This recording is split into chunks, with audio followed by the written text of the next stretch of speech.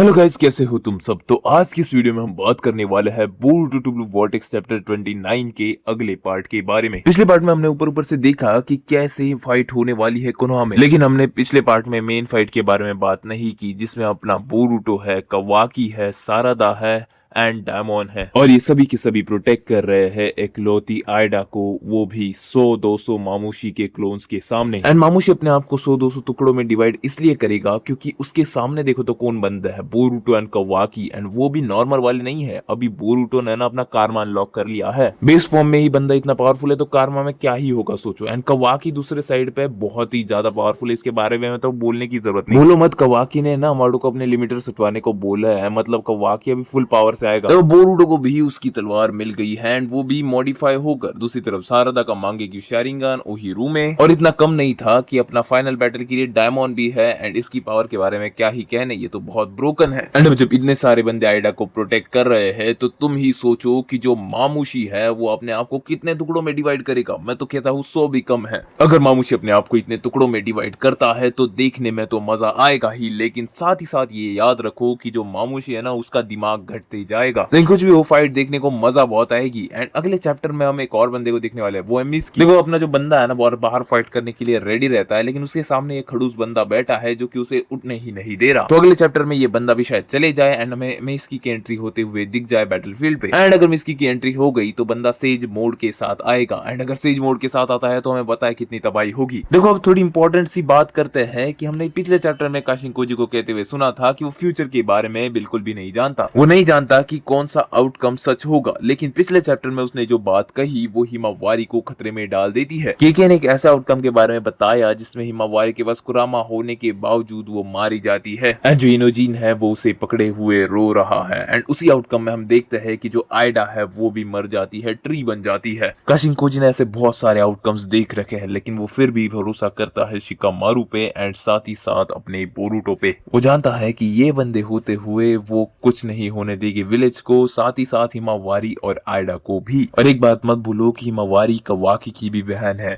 तो अगले चैप्टर में भी है ना, अपना बोरुटो बहुत सारे मामूशी को अपने स्वॉर्ड के साथ काटेगा। जो मामूशी है वो अपने आप को बहुत टुकड़ों में डिवाइड करेगा, जिसमें से 10-12 टुकड़े तो बोरुटो के खिलाफ ही लग जाएंगे, मेरे को ऐसा लगता है भाई पर्सनली। एंड 10-12 टुकड़ा है ना अपने कवाकी को। एंड अगर रही बात अपने सारादा की, तो सारादा के जब तक मांगी की शारिंगन है ना, तब तक वो बहुत ज्यादा पावरफुल है, तो इसके लिए भी 10-12 टुकड़े। एंड अपना डायमंड बचेगा जो भी 10-12 को आराम से संभाल लेगा। इस तरफ अगर अपन आयडा के कंडीशन के बारे में बात करें ना, तो आयडा पहले से बहुत डरी हुई है एंड अब भी डरी हुई रहेगी। देखो मोमोशिकी है ना, अंदर से सब कुछ देख रहा है, लेकिन वो बिल्कुल भी हलचल नहीं कर रहा। मोमो जानता है कि अपन टाइम पे आएंगे एंड स्वैग के साथ आएंगे, तब तक के लिए भाई भी थोड़ा एंजॉय करेगा। लेकिन मोमो के लिए ना बाहर निकलना बहुत बड़ी बात है, और वो बहुत जल्दी बाहर निकलना भी चाहता है, बट वो बोरुटो की बॉडी को तो ऐसे कब्जा नहीं कर सकता, इसलिए ना उसे बोरुटो के साथ स्विच करना पड़ेगा। जैसे नारुतो एंड कुरामा साइड बाय साइड लड़ा करते थे, वैसे ही मोमो एंड बोरुटो भी करेंगे। इमेजिन करो बोरोशिकी का आना, एंड अगर उसमें जोगन अनलॉक हो जाए तो भाई मजे ही मजे। तुम्हें सोचो फिर बोरोशिकी एंड कवाकी अपने फुल पोटेंशियल पे क्या ही लड़ेंगे। पहले ही बोरुटो इतना पावरफुल, बोरोशिकी तो पागल है, वो क्या ही करेगा। लेकिन यही तो बात है मोमोशिकी की, वो किसी से डरता नहीं है, सब कुछ है ना डायरेक्टली कर देता है। तो मोमोशिकी ऑब्वियसली आ सकता है, लेकिन शायद वो इस चैप्टर में ना आए, क्योंकि मोमोशिकी है ना जूरा के लिए रिजर्व्ड है। एंड वैसे भी अपन है ना मामूशी को थोड़ा ज्यादा अटेंशन दे रहे हैं, मतलब तुम्हें सोचो मोमोशिकी इतना खतरनाक कैरेक्टर, वो मामूशी के लिए आएगा, लेकिन पॉसिबिलिटीज को टाल नहीं सकते। बात करें आयडा की, तो आयडा अभी डरी हुई है, एंड शायद एक ना एक मामूशी का क्लोन आयडा की तरफ पहुंच भी जाए, लेकिन वहां पर उसे डायमंड मिलेगा एंड वो उसे चीर डालेगा। अगर डायमंड नहीं मिला तो कवाकी फोड़ेगा, एंड कवाकी का दूसरा काम होगा, अगर मोमोशिकी गलती से आता है तो मोमोशिकी के ऊपर ध्यान रखना। फिर कवाकी ने ऐसी कसम खाई कि जब तक जोरा मर नहीं जाता ना, तब तक बोरुटो एंड ये भाई भाई की तरह रहेंगे, एंड उसके बाद बोरुटो के साथ साथ सभी ओत्सुत्सुकी का खात्मा करके खुद भी मैं मर जाऊंगा। तो मैं पर्सनली चाहता हूँ कि अगले चैप्टर में हमें कुरामा की पावर से हिमावारी देखने को मिले, क्योंकि हिमावारी कब से ना कुरामा के साथ ट्रेनिंग कर रही है, एंड हमने वो देखा भी है, वो सीख रही है। बैकुगन अभी तक अपन ने देखा नहीं है, एंड अगर देखने को मिल जाए तो बहुत अच्छी बात हो जाएगी। लेकिन अगर तुम सोचो कि हिमावारी इतनी ट्रेनिंग कर रही है, तो वो किस के लिए कर रही है? क्या वो इनोजिन के लिए कर रही है? घंटा वो इनोजिन के लिए कुछ नहीं करेगी। ना ही ये ट्रेनिंग वो डायमंड के लिए कर रही है। एंड फिर आता है अपना कवाकी। वो कवाकी को प्रोटेक्ट करना चाहती तो है, लेकिन वो इसके लिए भी ट्रेनिंग नहीं कर रही, वो ट्रेनिंग कर रही है बोरुटो को बचाने के लिए, क्योंकि वो अब भी ऐसा मानती है कि जो बोरुटो है उसकी कोई भी गलती नहीं है एंड वो कभी भी नाना दाइमे को नहीं मार सकता।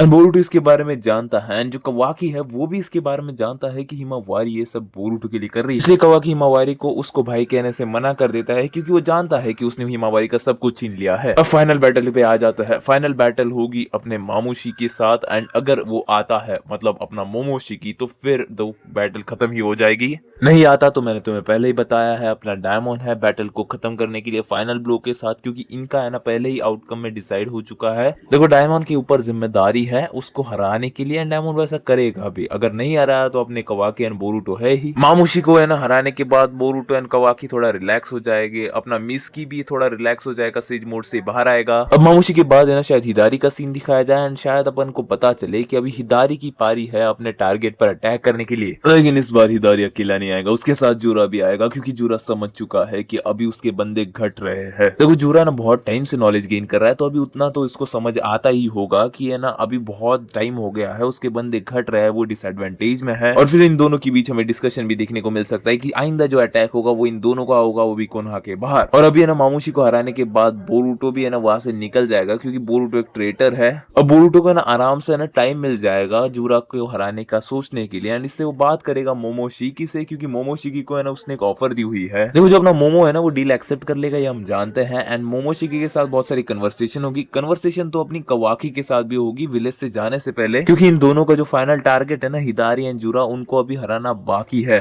तो बहुत सारा अपने को डिस्कशन देखने को मिलेगा इन सब के बीच एंड फाइनली हमें एंट्री देखने को मिलेगी अपने मोमोशिकी की एंड फाइनली ये एक्शन में आएगा। मतलब जूरा के साथ जो फाइनल फाइट होगी उसमें ही मोमोशिकी आएगा, मतलब ऐसे ही बीच में नहीं आ जाएगा वो। लेकिन जितना अपन ने पहले और इस वीडियो में देखा उतने से अपन ये समझ सकते हैं कि जो अपना मामूशी है वो फाइनली डिफीट हो जाएगा एंड उसका थॉर्न सोल भी मिल जाएगा। तो चलो यार आज का एपिसोड भी यही पर खत्म होता है। मैं मिलूंगा तुम लोगों से एक और नए वीडियो में जो कि बहुत ही ज्यादा बढ़िया होगा। तो तुम्हें भी एक रिक्वेस्ट है कि वीडियो को हाइप करो, लाइक करो, बेल आइकन को दबाओ, चैनल को सब्सक्राइब कर दो एंड इंस्टा पे भी तुम फॉलो कर सकते हो अगर तुम चाहो तो बाय बाय।